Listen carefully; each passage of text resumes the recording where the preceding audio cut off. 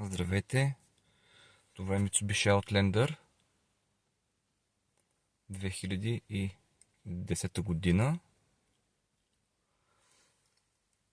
Тъй като лампата за инспекцията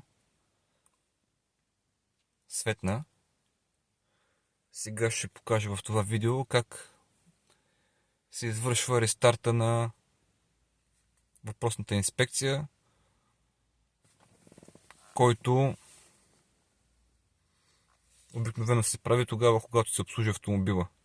Нали, целта на тази инспекция е да покаже от обслужване до следващото обслужване какъв период от време има.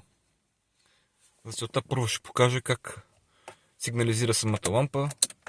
Давам контакт.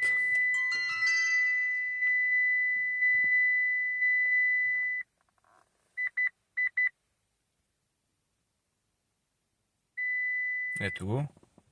Периодична инспекция. Махам контакта.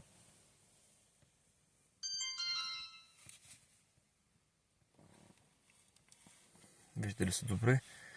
Бутона Info от лявата страна на волана веднъж се натиска и втори път. Стигаме до това ключе. Това е инспекцията. В този случай задържаме бутона. Пускаме, когато почне да мина ключа, и натискаме отново. Ето вече инспекцията е изчистена. Новата инспекция, новото обслужване ще бъде след 13 месеца. Така, още веднъж, за да махнем от опцията на бортовия компютър. Даваме контакт.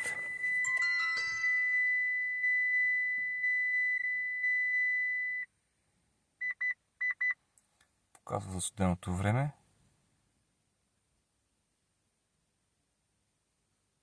Като вече не сигнализира, че е необходимо обслужването. За проверка отново с копчето идваме и виждаме, че следващата инспекция ще бъде след 13 месеца.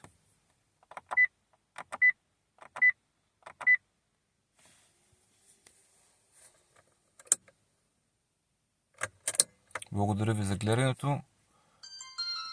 Надявам се да съм бил полезен.